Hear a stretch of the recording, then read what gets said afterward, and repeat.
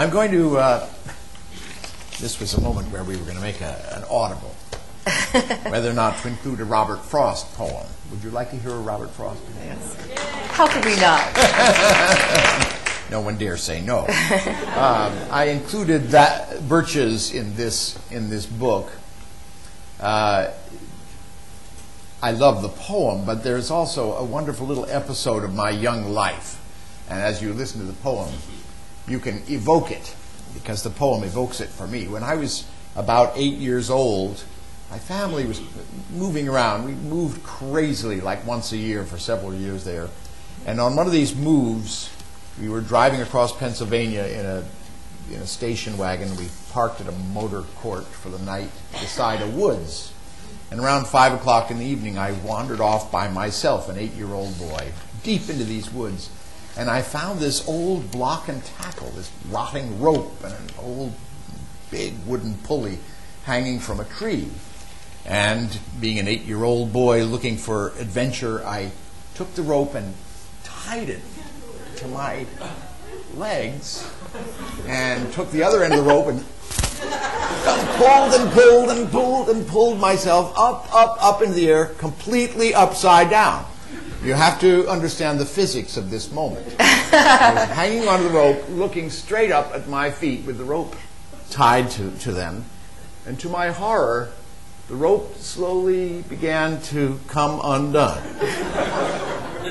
And you have to imagine this situation. I had to decide fast, whether I should let go of the rope and fall 8 feet into a big heap on the ground, or hang on to the rope and just watch the rope come undone and fall 8 feet to the ground.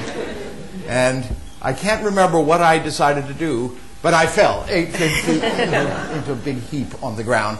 I was mortified with embarrassment, but I wasn't hurt.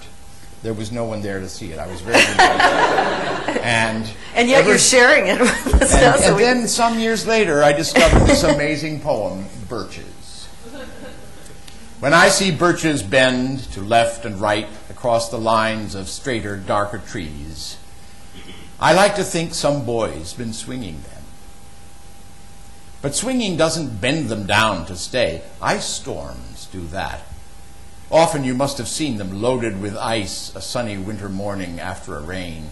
They click upon themselves as the breeze rises and turn many-colored as the stir cracks and crazes their enamel. Soon the sun's warmth makes them shed crystal shells, shattering and avalanching on the snow crust. Such heaps of broken glass to sweep away, you'd think the inner dome of heaven had fallen. They are dragged to the withered bracken by the load, and they seem not to break, though once they are bowed so low for long, they never right themselves. You may see their trunks arching in the woods years afterwards, trailing their leaves on the ground like girls on hands and knees that throw their hair before them over their heads to dry in the sun. But I was going to say, when truth broke in with all her matter-of-fact about the ice storm, I should prefer to have some boy bend them. As he went out and in to fetch the cows, some boy, too far from town to learn baseball, whose only play was what he found himself, summer or winter, and could play alone. One by one, he subdued his father's trees by riding them down over and over again until he took the stiffness out of them, and not one but hung limp. Not one was left for him to conquer. He learned all there was to learn about not launching out too soon, and so not carrying the tree away clear to the ground. He always kept his poise to the top branches, climbing carefully with the same pains you use to fill a cup up to the brim and even above the brim. Then he flung outward, feet first with a swish, kicking his way down through the air to the ground.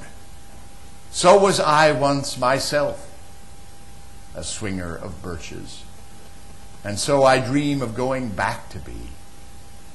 It's when I'm weary of considerations and life is too much like a pathless wood, where your face burns and tickles with the cobwebs broken across it, and one eye is weeping from a twig's having lashed across it open. I'd like to get away from the earth a while and then come back to it and begin over. May no fate willfully misunderstand me and half grant what I wish and snatch me away not to return. Earth's the right place for love. I don't know where it's likely to go better.